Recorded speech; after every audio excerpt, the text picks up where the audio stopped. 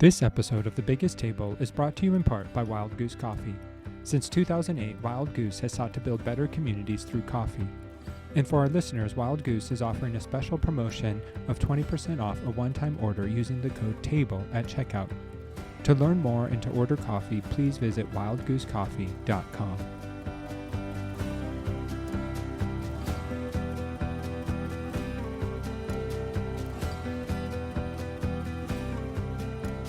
Hello, and welcome to another episode of The Biggest Table. I am your host, Andrew Camp, and in this podcast, we explore the table, food, eating, and hospitality as an arena for experiencing God's love and our love for one another. And today, I'm joined by Joash Thomas. Born and raised in India, Joash served as a U.S. political consultant and lobbyist before pivoting to global human rights advocacy. Now based in the Toronto area, he holds a master's degree in political management from the George Washington University and has completed master's degrees in Christian leadership and Christian studies at Dallas Theological Seminary. A deacon in the Diocese of St. Anthony, Joash is also the author of the new book, The Justice of Jesus, which was just released September 30th. So thanks for joining me today, Joash. It's great to have this conversation. Honored to be here, Andrew. Yeah, looking forward to this. Awesome. Really enjoyed your book. And just as we start, I think your background sort of really sheds light into your work and your book. And so can you give the listeners just a little background into your story of who you are and where you were from and your pivot? Yeah, absolutely. So I was born and raised in Mumbai, India, into a family that's been Christian for 2,000 years, going back to the Apostle Thomas, who brought the gospel to my ancestors. And so my ancestors and my family have been everything from Orthodox to Catholic to Anglican to Pentecostal for the last 5 generations. Wow. And, I think as a result of that, I tend to be very ecumenical. I often feel like a mutt in the larger global church. I can fit in everywhere and nowhere at the same time.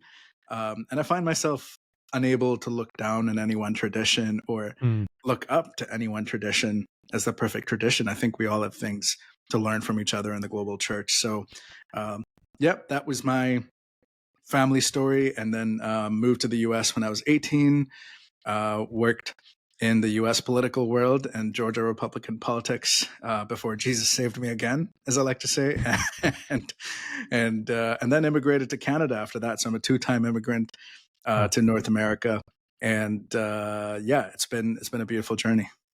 No, I can imagine. And so as you were, raised in India for a lot of your formative years, like what role did food and hospitality play for your family, especially as Christians living, in what we usually think of as a predominantly Hindu area? Like, how did food and hospitality fit into who you are?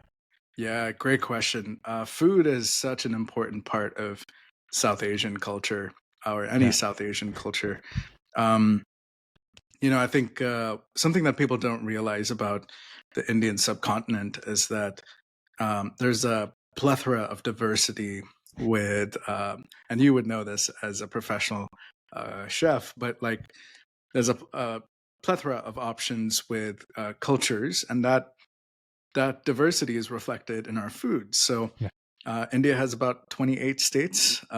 Every state has its own language, its own predominant religion, its own food that's different. And so, and everyone has their own different way of making biryani or a chai. And so there's beauty when all of that comes together in a city like Mumbai, which tends to be very cosmopolitan because it's an urban center. It's a city of Bollywood and all that. So people come from all over. My grandparents came from the South. And it's beautiful. You get to live in multiculturalism, and you get to enjoy the best of all the worlds of food. Yeah. Awesome. If you were to have a comfort food dish from India, like what's that dish you go to that just is like screams home to you? Great question. It would be a biryani. I can have biryani with meat for breakfast, lunch, or dinner. Gotcha. And for listeners who aren't familiar with biryani, like can you describe it? Give us, aromas, flavors, like make us hungry a little as we Absolutely. So the good news is almost any Indian restaurant should have this dish. Right. Usually a chicken biryani, or I prefer a lamb or a goat biryani if you can Mm. find it. Yep. And biryani was brought to us from the Mughals, who Huh. were our rulers for many centuries, and they came from Persia. So it's a good blend of Persian, Afghani, Pakistani, Indian cuisine. It's basically rice with meat. Some parts of India throw in potatoes, others throw in tomatoes. You can make it your own depending Yeah. on. India probably has over 100 different types of biryanis. And then something else I'd say is the main star, though, is not the rice. The main star of the biryani is the meat. So you cook the rice and the meat separately, and then you cook it both together. And you ultimately want the rice to be flavored by the meat. It's Mm. beautiful. Yeah. And do sometimes some biryanis have a pastry crust over the top, correct? Yes, fried Okay. onions. Yeah. Okay. Yeah. Yeah. Oh, or a pastry. Yes, I get what you're saying with naan kind of covering the Hmm. top. Yes, Yeah. 100%. Yeah. Okay. Unfortunately, not an option if you're gluten free, No. but otherwise, terrific option. I love it that way. Yeah. No, there's an Indian restaurant near my parents in Orange County that we've had biryani from, and they have the pastry crust, and they come to the table and Yes, shatter it for you, and that's it's awesome. That's a phenomenal. very luxurious way to eat it for sure. I Yeah, love it. yeah. No, this is a higher end fun, and Hmm. they're halal, um, you know, Makes but yeah, sense. they're just yeah, it's good Indian food is just so delicious and flavorful, and the amalgamation of spices and heat and texture. Yeah, my wife and I love it. Uh, yeah, sounds like you're very familiar with it. I love it. Love it. Asian food, I think Asian food just I think I love Chinese food, Thai food, Korean, Indian food. I think that just the Asian continent just makes food in such a beautiful way that I'm Yes, partial to. But 100%. Yeah. And again, there's so much diversity yeah, and it all mixes. And so, for example, you probably know this, Andrew, but there's this whole genre of food called Hakka food or Indian Chinese food, okay, which is not real Chinese food. It's like a blend of Indian food and Chinese food. So it's Chinese food like fried rice and lo mein and all that, but with spices, with Indian oh, spices, and it's quite popular across India, especially the north. But brought to us by the Hakka people, huh, who um, look Chinese but are culturally very Indian and okay. live in India for Wow. generations. No, I've not heard of Hoka cuisine, and that does sound, yeah. Okay, yeah. We could probably talk about food most of this time, and then get really hungry. But, um, so you come to America. You're working as a political consultant Yeah, in the Republican Party, and you say yeah, that Jesus saved you again. And so, like, yeah. what was that process, and how did that transition go? And like, when did you sort of begin to realize, hey, I need to get out of the politics, or this sort of politics, for my own sake? Yeah. I got into politics because of my Christian faith. I think that is the reality. I think many Christians do. Yeah. For me, in specific, it was because of my passion for justice. I've always been passionate about justice as a global South Christian, and then Yeah. came to the West and realized that people in the church don't really talk about justice. It's seen as Marxist or woke or out Yep. there, and ended up just yeah, that was a very early observation I had, and I mentioned that at the beginning of the book. But then, I wanted to make a difference for my marginalized neighbors. I thought politics was the best route to do that. So I got involved with a few local politicians who happened to be with the Republican Party, and as I worked with them, my theology, my faith started to be shaped by what I was being mentored in from them. Um, and I was never so there were lines I wouldn't cross. Like I left ultimately with the rise of Trumpism because I felt like that Yeah. was a line I never wanted to cross. And I never crossed a bunch of different lines that I felt like were opposing to our marginalized neighbors. But I think in the American South, evangelical church, you're conditioned into thinking that this is the only option for Christians. Yep. There's history behind this, racial history behind it too. But so I had to.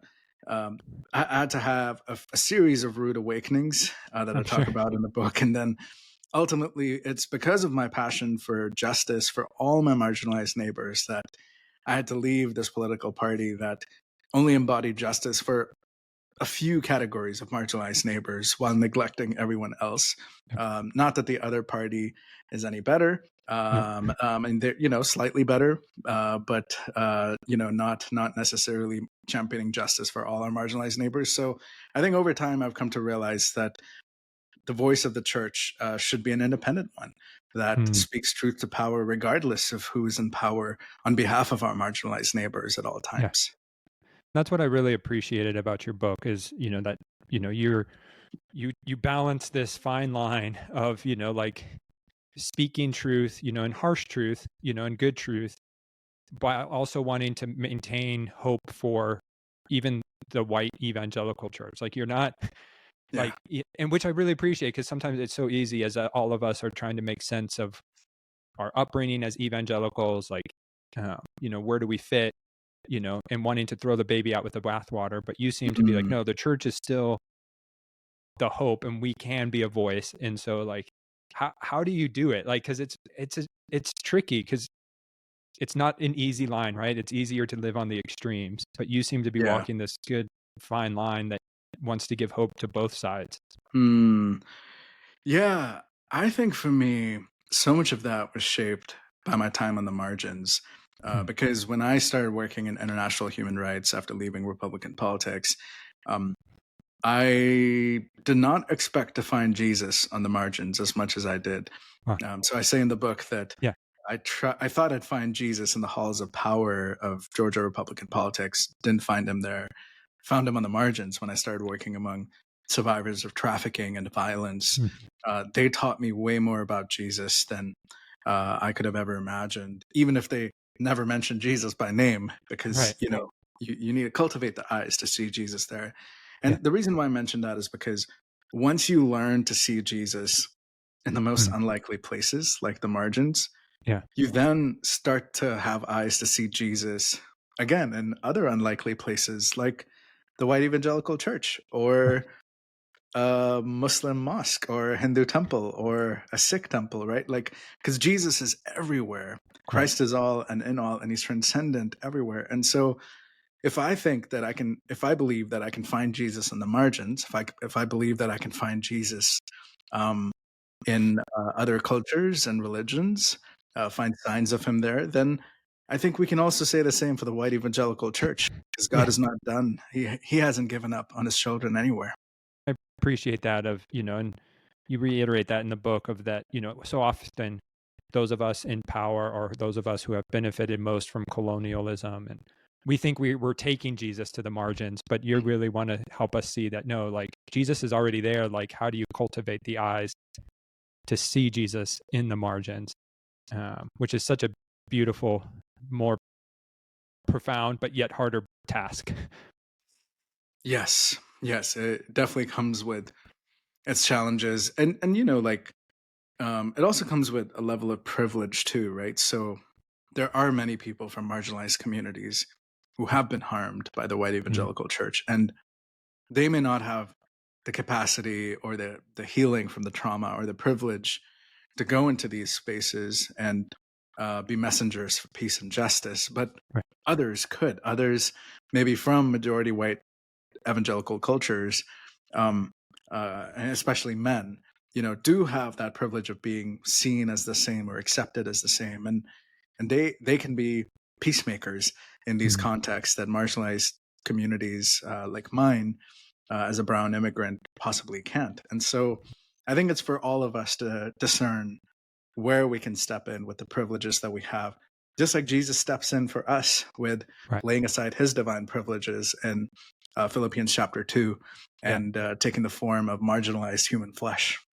And so as we begin to want to step into these places, obviously a lot of talk has been centered in the recent years with the rise of Trump of this deconstruction. But you go further to say deconstruction with without decolonization is pointless and ultimately does nothing for our marginalized neighbors. Yeah. So help our listeners, help me. Like, can you unpack that statement? Because, you're asking us to take another step of what it means to embody Jesus in these turbulent times. Yeah, absolutely. And I say this throughout the book too, but colonialism wasn't just bad for the global South church or for the global South. It was also bad for the Western church that participated in it, right? Yep. And I've learned this working in the international human rights, the justice space for the last decade. Injustice isn't just bad for the humanity of the oppressed, it's also bad for the humanity of the oppressors, Yeah. and those on their side. And Mm-hmm. in the case of Western colonialism, the Western church participated in colonialism, benefited from colonialism. And whether we realize it or not, it shaped us. It shaped our theology. It shaped our praxis. It shaped the way we see Jesus, the way we love God and love neighbor. Yeah. And so I think it's important for us to reckon with that, because something I see is I often see a lot of well-meaning progressive evangelicals leave the evangelical church and then embody the same type of colonized fundamentalism that we see them being harmed by, right? Because that's all they've ever known. And so this is where I challenge us in the Western church to learn from the church on the margins, to learn from the global South church, feminist theologians, LGBTQ theologians. You don't have to agree with everything they say, but hear them out and be challenged, because again, Jesus is everywhere. Right. And that's the challenge of, okay, how do we begin? If this is the only air we've breathed, or, the water we've swam in, whatever metaphor you want to use, right? Like, Right. to begin to see how it has impacted us. And it's hard because, again, when you're in it, it's hard for me as a white middle class evangelical, born and raised, right? Like, to see it. And so, like, where do you see the um the gospel has been co-opted by colonialism? Like, can you give us an example, just so, like, you know maybe Yeah. start to take the scales off of our eyes? Yeah, absolutely. I mean, I'll start with this, and I mentioned this in the book as a key question that pushed me to decolonize my own theology. Is working in international human rights in the anti-human trafficking space for the past decade, and then regularly coming across evangelical pastors, both in the U.S. and Canada, who would say things like, "What's the point of rescuing children from trafficking if their souls go to hell? Aren't they dead in the water anyway?" Right? Or sitting across a friend from the staff team of one of the largest churches in Canada, who oversaw missions outreach, and him just telling me that his pastor says that the gospel is both physical and spiritual. His pastor says that justice is important, but when it comes time to budgetary decision makings within the church, when the choice is between rescuing bodies from human trafficking or violence, or airdropping, and this is a real example, airdropping, parachuting radios with Christian Yeah. programming into parts of Europe, they'll go with that, because if we can save some souls, that's worth it than rescuing bodies and them not finding Jesus, right? So it kind of raises these questions of, okay, like, where does this come from? And I think in the book I spell out a few tenets of the colonizers' theology. Yeah. Yeah, happy to talk about any of that. But one of the things that I spell out is, uh, just this belief that Jesus came to rescue souls more than bodies. Right. Jesus cares way more about uh, the future of my soul, the salvation of my soul, than the freedom and well-being of my human body. When if you read the Gospels, that's just not true. Yeah. Jesus cares both about the body and the soul. He's healing sick people. He's setting people oppressed by demons free. He's feeding hungry people. Like, he cares both about the body and the soul. But you see this dichotomy in the Western church because of colonialism, because colonizers and slaveholders told people they colonized and enslaved, Jesus cares way more about your soul than your body. So don't worry about the chains on your bodies. Hmm. Just focus on the spiritual. And the same thing is said today in the church, and it hurts us way more than we ever know. And it shapes us to resist justice today. For sure. No, and it sort of goes back to Jesus's words in Luke 4, or, Isaiah 61, that prophecy too, of which Jesus reads from in Luke 4, of like, do we actually think those are literal words? Or is it just a spiritual that Jesus came to set the oppressed free? Or we mean the spiritually oppressed? Or Jesus came to Yeah. loose the chains? Like, no, your spiritual chains. Right. I remember interviewing with a church. This was back in 2020, 2021. And we were talking, and I mentioned, I think, when Jesus is saying that, like, I think he means something physical and like actual literal. And the pastor was like, well, you're going to have to prove that to me, because that's just not the case. And you're like, Mm, all right, I mm. think this interview's done. Like, I think we're diametric, but it's that where we see Jesus's words and we take them spiritually instead of literally. Yes, yes. And I would say that that's horrible biblical exegesis. Yeah. Like I went to Dallas Theological Seminary, the most conservative evangelical theological seminaries. And even in the most conservative evangelical seminaries, you're taught to take scripture seriously by looking at the original context. So let's look at the original context of Luke chapter 4, right? Right. Who is Jesus's audience when he's saying this to? Um, they're poor people, people who Yeah. are physically poor and physically oppressed by the Roman Empire, right? And we see verses like Jesus saying, "Blessed are the poor," and we say, "Oh well, Jesus just means spiritually poor." Yeah. When Matthew's gospel says, "No, blessed are the poor," and it's he's actually talking to poor people who are Yeah. under the boot of empire, right? And so I think it's so hard for so many of us in the Western church to step aside from our privileges, our 21st century modern lenses, to see, okay, Jesus's audience, who he was preaching this to, how would they have received this as good Yeah. news? And when we do that, and I think we can do that today by learning from our marginalized neighbors who are under the boot of empire, Yeah. and it's when we do that that the gospel just hits different. Mm-hmm. Right. Because you mentioned that empires are never set up with their marginalized neighbors flourishing in mind. Yes, You know. yes. Yes, they're only set up to serve the rich and the powerful, Yep. and the people who serve the rich and the powerful, and that is not the job of the church. The job of the church is to stand in the gap.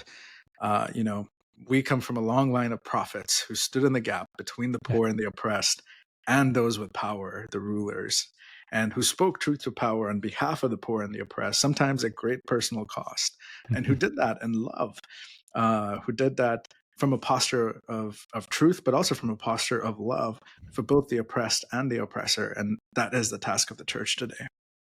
And your book really wants to bring, okay, how do we actually move into these spaces? How do we bring justice to bear? And one of the places, obviously, that I wholeheartedly agree with you and shouted amen, posted about it on Instagram, is recentering the table. Like, and this is, you sort of even begin here. You say, like, really to decolonize our gospel, we need to decenter the pulpit and recenter the table, and specifically the Lord's table, Yeah. or the Eucharist, or however your Yeah. tradition calls it. So, like, why do we need to start there?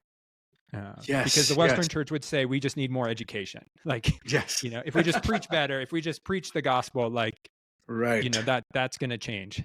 That's going to change. Yeah. Yeah. And that is absolutely a myth, because how's that working out for us? Yeah. Right.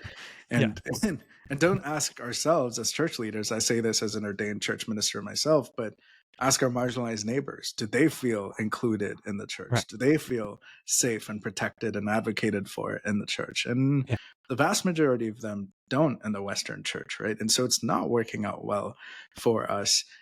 So what I would say to that lovely question is, just look at church history, right? Take a survey of church history. And again, I learned this in evangelical theological seminary in the Yeah. West.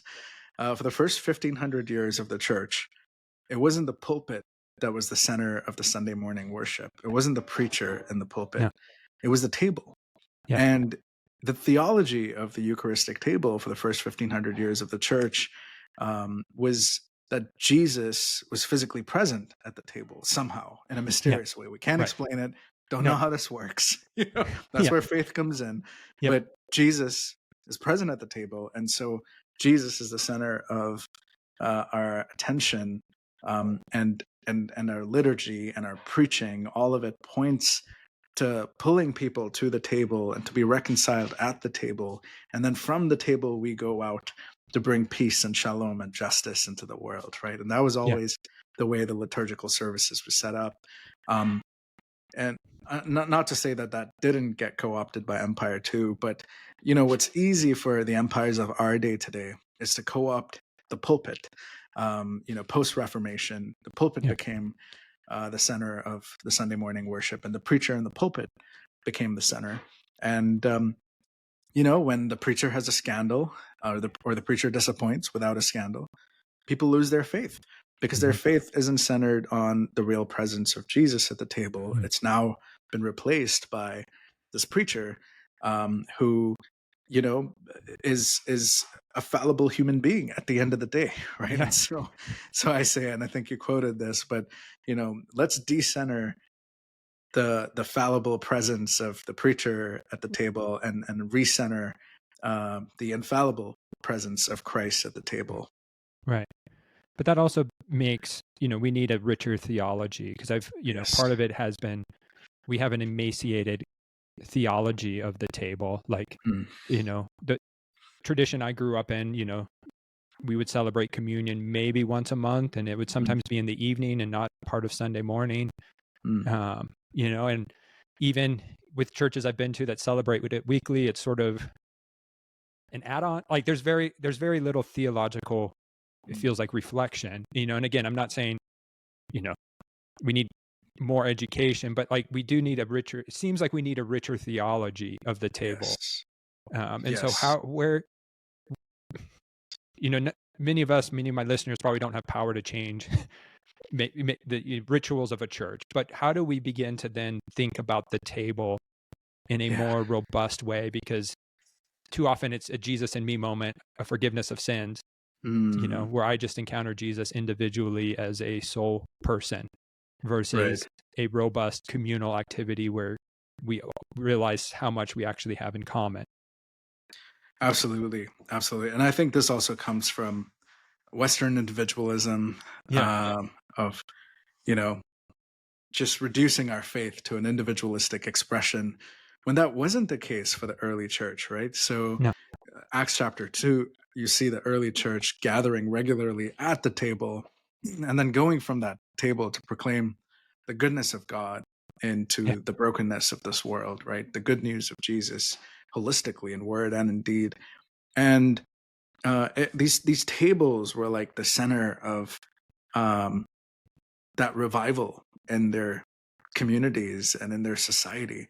The magic happened at the table. And I think what's really powerful about the table is that it levels everything out, right? Socioeconomic status, caste status, all of that is leveled out at the table. Racial status, all that's leveled out, because at the table, everyone's the same. Everyone's one before Christ. There's no Jew nor Greek, no slave nor free, no male, female, pro-Israel, pro-Palestine, pro-women's rights, anti-abortion. Like there's none of that. None of those man-made distinctions exist at the table.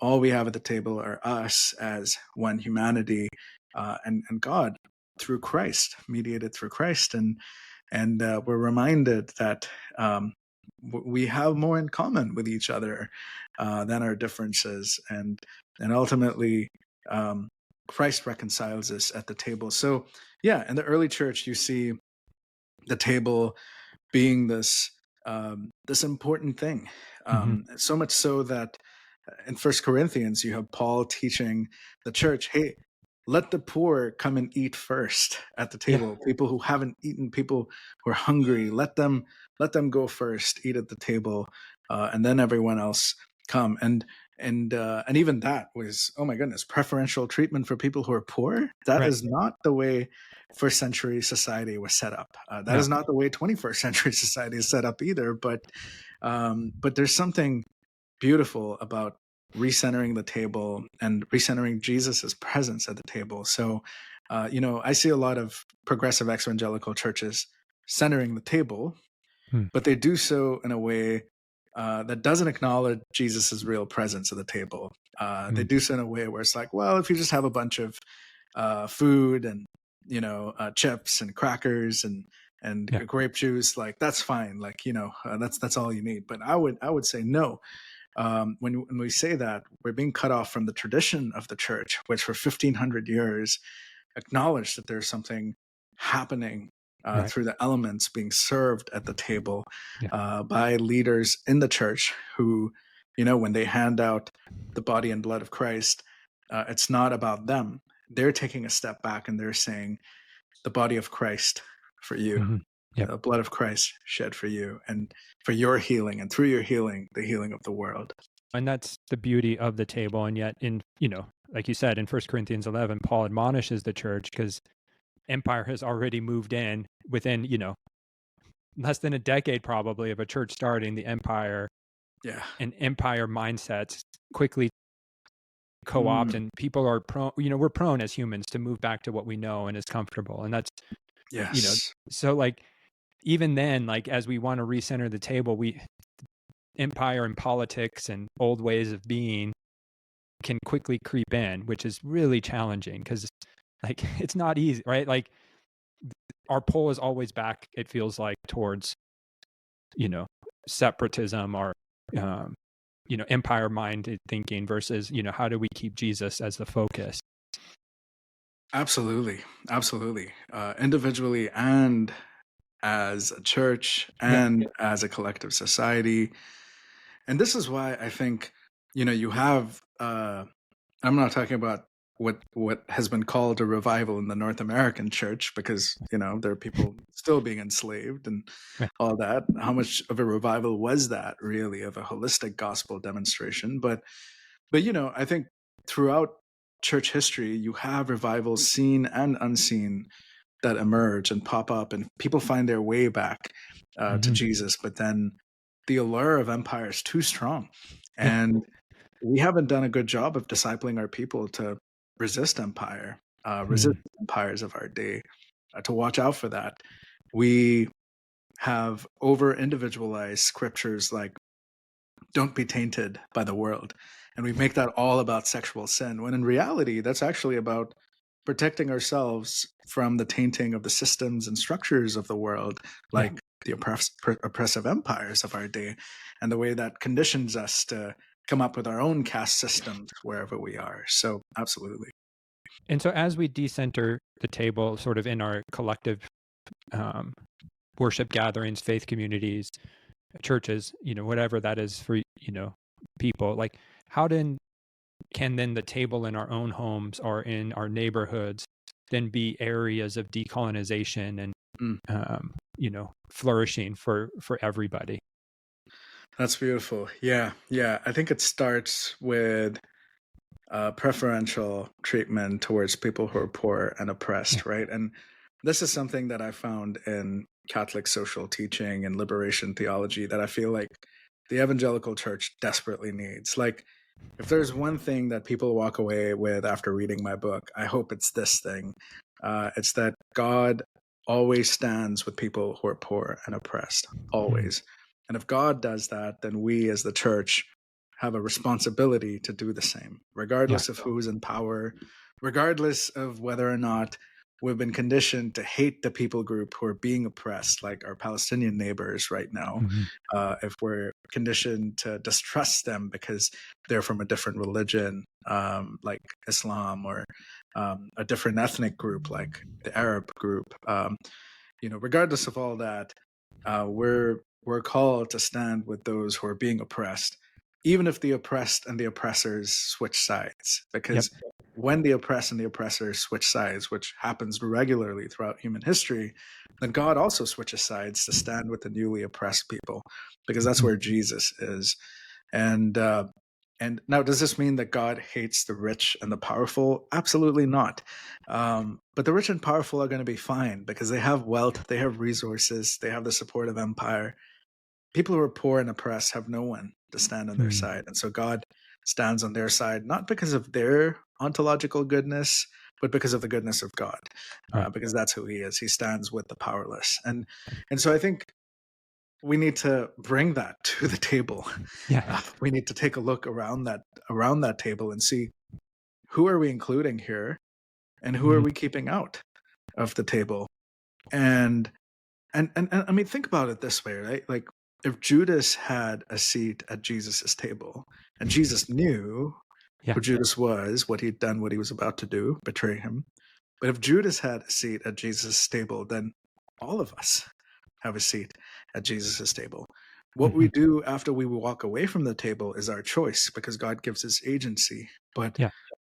the table is a space for everyone who Mhm. wants to encounter Jesus. And I say this to church leaders too, who, you know, wouldn't be comfortable with having people who are not Christian participate at the table. I would say to them, well, if we believe that Jesus is at the table, or we believe that there's something holy about this that points to Jesus, right? Whatever our Yeah. theology is, we believe that this points to Jesus even in some way. Why would we keep people from Yeah. experiencing Jesus, especially if they want to? Yeah. Amen Like and amen.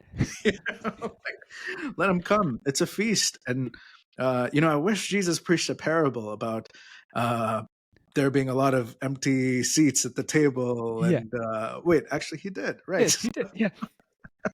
And Judas had a seat at that last table. Jesus washed his feet. Jesus offered him the first communion. He, like he offered Yes, Judas yes, forgiveness. Like there's something that happened there that I want to believe Jesus in love is still reaching out to Judas. And right, so, so if right. Judas is there and Jesus serves Judas, who are we to deny other people the opportunity to experience Jesus? Absolutely, absolutely. And this is why, as much as I, have been shaped by the beautiful theology of even the Catholic Church, I Right. disagree at times when that theology of the table is weaponized, when Yeah. certain politicians are banned from the table by the church because of their political views one way or the other. No. Wouldn't you want this person to experience Jesus and be transformed by the touch of Jesus and the presence Yeah. of Jesus, right? And so I think our way of understanding God and neighbor has to shift to a more love-oriented, a more Mm. generous version of God. And if we're okay with accepting the grace of Christ for ourselves, despite our pasts and what we've done, then why would we not do the same for our Right. enemies? For sure. I always thought, I remember reflecting back in 2016 at the first election of President Trump, that if he walked in to a church, would I offer him communion? And if my heart says no, I need to Yeah. do something, internally. Yeah. And that's one example, right? That's my example. But how, how do we move towards people we despise, whether they're people in power or people on the margins? Totally. Because like Totally. you said, you know Jesus isn't on the side of the oppressed so that the oppressed can become the oppressors. Yes. Anybody's flourishing should result in the flourishing of everybody. Yes. There's all of this going on, and so it's this tricky balance of, as we think about what does it mean to bring justice to bear, how it's for all, it's for the flourishing of all. Absolutely. And Andrew, to your point of what happens when the president of the United States, regardless of who it is, Yeah. or your local congressman, a member of parliament, a prime minister walks into your church, well, what tends to happen these days is we give him the pulpit. Yeah. And again, that's because the pulpit is the center of the worship, not the Yeah. table. Now, if the table were to be the center of the Sunday morning worship, and a politician walks in, we'd say, welcome, come and receive at the table, right? Yeah. But Yep. this is Jesus's table. This isn't the pastor's table. It's not the pastor's pulpit. This is about Jesus this Sunday morning. So Yeah. come receive like everyone else. Be one. Mhm. Grace is for you too. Yeah. But unfortunately, we've gone the way of centering the pulpit. So we give the pulpit away as a way to honor these political leaders with the best intentions. And then the pulpits get colonized by empire. and Right. their political agendas. Yeah. Hmm. And so we end up listening to the people in power telling us what we think we need and what we think we need to do versus your whole point is we need dialogical partnerships with the people on the margins. We need to Yes. sit at their feet. Those are Yeah. the people we need to be sitting at, learning from versus those in power. Absolutely. That is such a beautiful connection, Andrew, because I think the point you're making is if we make the pulpit the centerpiece of the Sunday morning and we invite people with power, we center their voices, then we're actually actively discipling the church against what it was always meant to be, which Right. was a space for the powerless, to behold God as their liberator and rescuer. Hmm. And so I think many of my listeners, and this is where I struggle with, we realize the problem, we see the issues, we see the pain, the brokenness, and there's many instances where for the church to stand in the gap today to speak for the oppressed. Like, so how do people start moving from sort of a criticism mode to an active prophetic mode to bring justice to Jesus to bear, sort of on these issues we see all around us today? Yeah, that is a great question. And when my publisher came to me to ask me to rework my proposal for the book, originally it was going to be a book that leaned more on the diagnosis side of here's Okay. what's broken, Yep. with a little bit of prognosis. But Brazos said, hey, would you actually do it the other way and make it more hopeful, prognostic?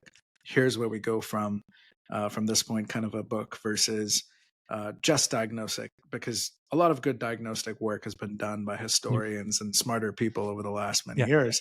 But where do we go from here?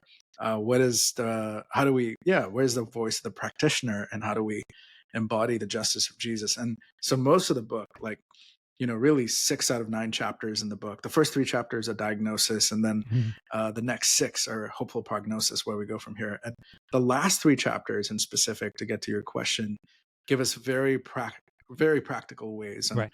how we actually embody the justice of Jesus. And so I give 3 ways to do that. They're each chapter titles too: pray, partner, and advocate. Right. Mm. I think these are the 3 most effective things an individual Christian or a church community can do together: pray, Yeah. partner, advocate. So on the prayer side, I try to help reframe prayer for us, because so many of us have been conditioned to see prayer as this individualistic vending machine thing, Mhm. that's just intercessory, versus something that actually shapes us to be like Jesus in the world that we live in today, Yeah. like the Lord's Prayer does, Yeah. the prayer that Jesus taught us to pray. And so so I would say start with prayer, but don't just stay there, because if your Mhm. prayers aren't shaping you to become more like Jesus, then you're praying wrong. If your prayers Mm. aren't shaping you to take action for justice on behalf of your marginalized neighbors like Jesus did, then you're doing prayer wrong. So pray as a starting point, to be connected to the Spirit and to have the eyes to see what the Spirit's doing around us.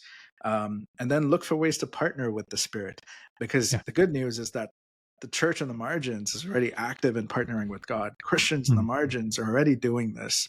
So look for people of peace like that, Yeah. within the church and outside the church, that you can partner with to bring wholeness and shalom.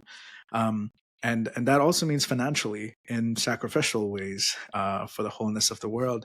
And then I talk about advocacy as well. And Yeah. this was probably one of my favorite chapters to write, because I have about a decade of advocacy experience in 3 different countries in the Wow. international human rights space. Yep. And I just share tips of what I've seen everyday Christians do to build relationships with government leaders and power, and to move that power on behalf of our marginalized neighbors. Yeah. And your those last 3 chapters were great, and it's hard because like where I need to partner and advocate for will be different than Yes. you probably, and just not Yeah, even just because of location, but because of passions and um, what how God has created me to act in the world. totally. And so that's the struggle is like, okay, we can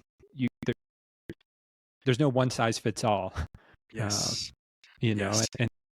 and I tell people this throughout the book too. I can't tell you what this looks like for you, these are No. just a few ideas. Yeah. It's between you and the Holy Spirit to discern how the Spirit's leading you, between you and God, and then don't do it alone. Find others running in the same direction and go in community with them. And this is Right. what the church was always meant to be. Yeah. But we've made it about a Sunday morning sermon experience that does nothing for our marginalized neighbors. No. I was just recently, one of our our family food center here in Flagstaff held an anti-hunger summit last week, where they brought in people from all over northern Arizona to, you know, network and, think through, okay, how do we fight hunger and end hunger? And I think it was a great summit, and there was lots of learning and, like, speakers from public health organizations in Arizona talking about the impacts of HR1 on SNAP benefits, and that, like, Mm, they're like, worst case scenario is SNAP benefits in Arizona go away because of, of the wrong politicians being elected, in his words. Like, right. but like, but the sad thing was, like, it felt like there were very few faith communities present, Wow. um, Wow. and so, here's an opportunity, it felt like, to come together and work across divides, and across communal, like a coalition forming, and like, okay, where can the faith community step in to help and work together and raise awareness um, on these aspects? That's beautiful that there are people outside the church doing this. Yeah. And at the same time, it's a shame that people from the church, and the church isn't represented in conversations like this, because then clearly there's a disconnect between our prayer and our action, right? So Right. clearly, if we're praying, give us this day our daily bread, and I mean, I did an Instagram video about this recently. If we pray, give us this day our daily bread, then we will protect SNAP benefits from being cut Right. to American children, where 1 in 4 American children, if the statistics I'm familiar with are Yeah. correct, 1 in 4 American children receive SNAP benefits. So how can we pray, give us this day our daily bread, and then vote for politicians who um, literally cut out bread from Right. marginalized communities and children? And that's where the struggle is of, I think many of us are struggling. There's so much bad news, it feels like, that Yeah. we're overwhelmed. And, I think my tendency is I shut down, Mm, uh, or I become so overwhelmed, like, you freeze. Um, and so, like, how to take those small steps, and continuing persevering, yeah. um, is the struggle. Absolutely. Absolutely. And this is where prayer comes in, right? Because Yeah. what you talked about, freezing, um, or flight or Yeah. fight, these are trauma responses, Right. right? And in trauma therapy, therapists will often tell you that, um, even in the scientific community, there's this consensus of a higher power, you Yeah. know, Right. and, and leaning on the higher power to guide us. And for us as Christians, we have more of a framework around what that higher power looks like. Um, but it's sad that the world is the way it is, and yeah, my hope is that people are able to see prayer as a way of leaning on that higher Mm. power, on behalf of our marginalized neighbors. Because again, guess who cares more about the brokenness in the world than Yeah. we do? God does. Yeah. God does, and God is looking for people across the land to just rise up and have the eyes to partner with him, Hmm. whatever little ways they can. Yeah. Because ultimately, and I say this in the book too, um, our Western capitalism has shaped us to prioritize success, but Hmm. God doesn't call us to success. He calls us to faithfulness. Yeah. And so, what does it look like for us to be faithful in our context today? Hmm. And I just keep coming back to this idea of what does it mean to then learn from our marginalized neighbors? Like, Yes. the colonial gospel will say, hey, we go in with all the answers, we're here to fix you. Whereas you're asking us in humility to learn and to say, okay, let's just listen, you know, um, versus prescribing their needs. Absolutely. Absolutely. Yeah. I'm inviting us to be more like Jesus, Yeah. whatever you want to call it, right? Right. And of course, I think decolonization is a means to becoming more like Jesus, because colonization has shaped us Right. in the ways of empire, not in the ways of Jesus, to resist the ways of Jesus. But decolonization is a means to an end of really becoming more like Jesus. And we become more like Jesus at the table when we encounter his real presence, through the body and blood of Christ, but also through the larger body of Christ, the church, when it's shaped in healthy ways that are connected to the table in the spirit and to Jesus. And so, so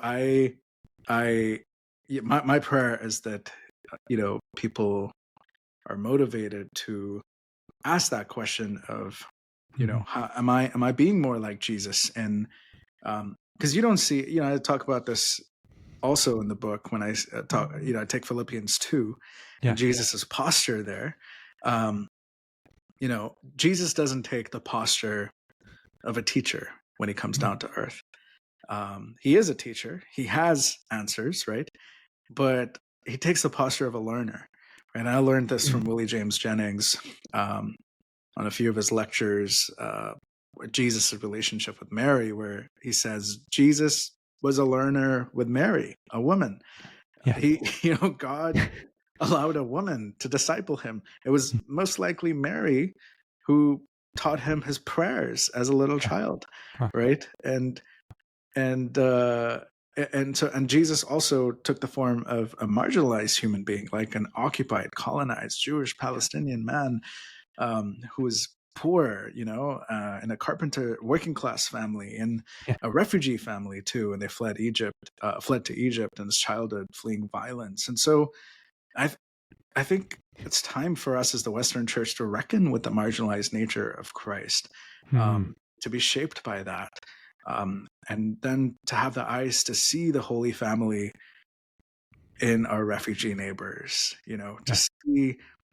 to see Jesus in our working class neighbors, to see Jesus among those who are occupied or colonized and have no power. Yeah. No, that's beautiful. I love that. Just eyes to see, and where can I go and meet Jesus?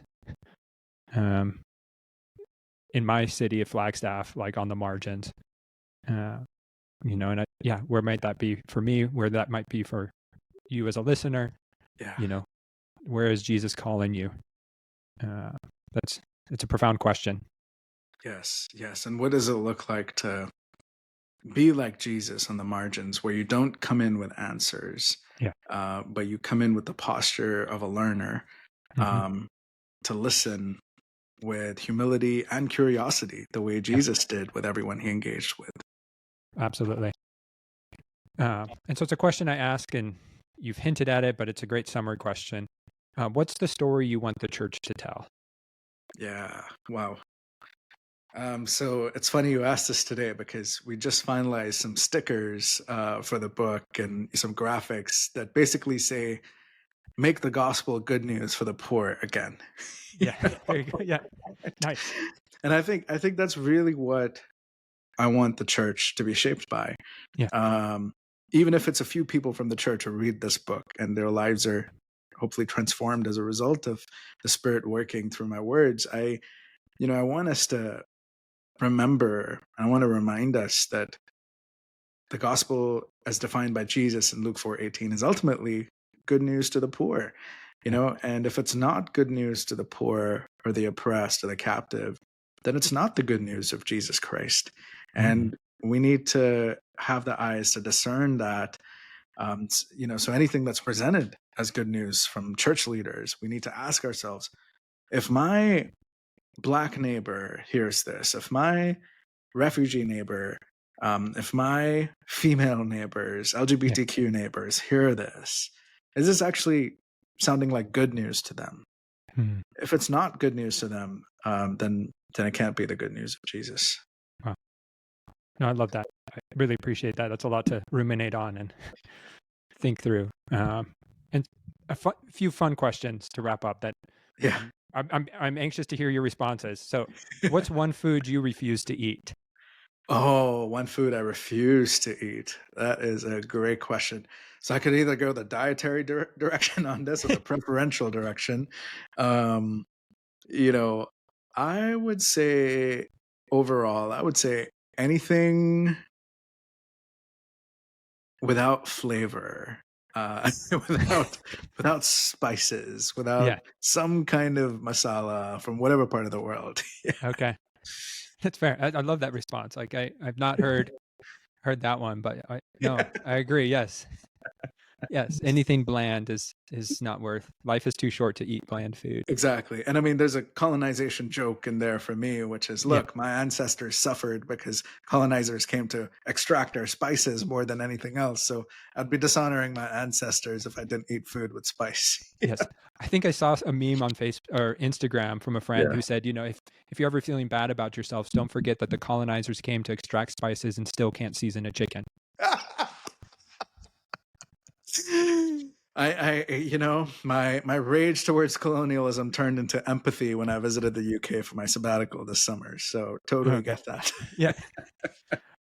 On the other end of the spectrum, what's one of the best things you've ever eaten? Oh, incredible question. Probably the South Indian style chicken curry I cooked last night, Okay. to be honest. And I mean, you probably feel this as someone who's cooked professionally.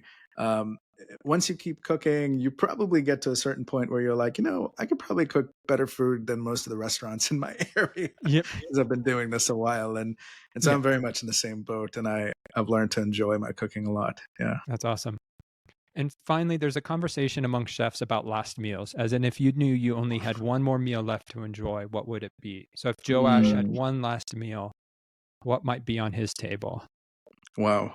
Wow. Yeah, well, not to do a plug to the book or anything, but probably my spicy butter chicken. I would Okay. ask to cook it for Yeah. myself again and cook it and eat it. And the recipe for my spicy butter chicken is actually made available for anyone who pre-orders the book.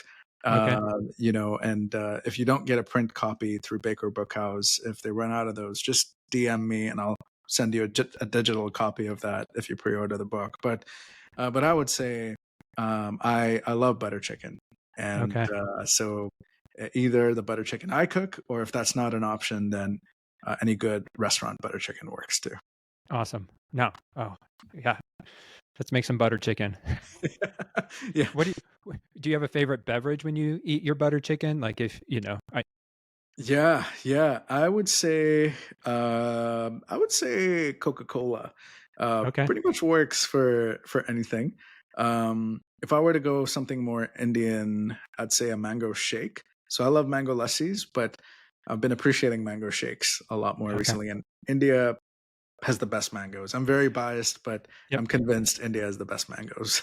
Yes. A tropical mango. Yeah. No, there's nothing, yes. I wholeheartedly agree of fresh Right. mangoes coming from the true source versus our imported Yes. mangoes. Yes. And if I've offended anyone by talking too much about colonialism here, if I were to share something good about maybe something that came from colonialism, it was Portuguese mangoes. The Portuguese brought mangoes from Brazil to India and contextualized it to India. And that's Oh, how you have some of the best mangoes in India today, called Alfonso mangoes. oh, I did not know that the mangoes came from Brazil. A lot of them did. Yeah. The Okay. good ones. Well, Joash, I've really appreciated this conversation. Appreciate your book, your heart. And so, if people want to learn more about your work, where can they find you? Yeah. So The Justice of Jesus is available wherever you buy your books. Yep. It is, just an honor for me to share my thoughts and theology and step aside and bring the thoughts and theology of the global South Church to the Western Church so that we prioritize justice for our marginalized neighbors. And then I'm also very active on social media and Substack. Mhm. So my Instagram is where I'm active the most. It's at Joash P. Thomas. And my Substack is Jesus, Justice, and Joash. And Nice. love to connect with any of your community there. Awesome. Really appreciate it. And if you've enjoyed this episode, please consider subscribing, leaving a review, or sharing it with others. Thanks for joining us on this episode of The Biggest Table, where we explore what it means to be transformed by God's love around the table and through food. Until next time, bye.